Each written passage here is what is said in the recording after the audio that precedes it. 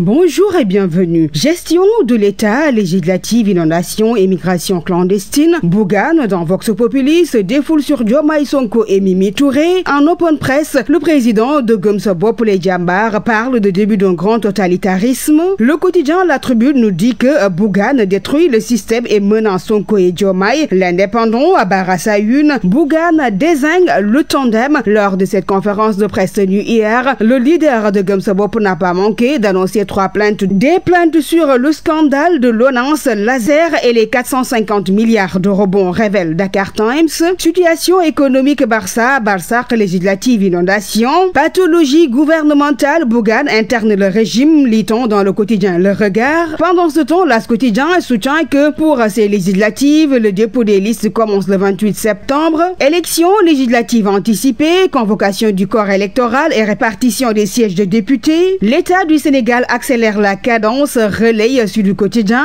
En Conseil des ministres, le chef de l'État invite le gouvernement à prendre toutes les dispositions nécessaires pour la bonne tenue du scrutin, tout en demandant au ministre le déploiement d'une vaste campagne de communication. Élection toujours, immigration, inondation. Le président fixe le cap-titre ce matin, le quotidien national Le Soleil. Le ministre de l'Intérieur et de la Sécurité publique ouvrira des concertations avec la Sénat, les acteurs politiques et les organisations impliquées vers un renforcement des dispositifs préventifs, sanitaires et coercitifs de lutte contre le départ des migrants. De plus, le gouvernement appelé à organiser en urgence les secteurs et à déployer la solidarité auprès des sinistrés. Et puis toujours dans le même sillage, appui aux sinistrés des inondations de Touba, Serigne Mountakha Bassirou Mbacké offre 200 millions de francs CFA, renseigne le quotidien Le Point, après les moments difficiles vécus ces dernières 24 heures avec des inondations qui ont causé la mort de 3 personnes et ayant transformé en sans-abri des centaines de familles à Touba. Le khalife général des Mourides, en guise d'appui aux populations touchées, a dégagé une enveloppe de 200 millions. D'après Le Point Actu, la distribution de l'argent est confiée à l'association Touba Ca Kanam, au Daïra Hizbut Tarqiyyah et à la mairie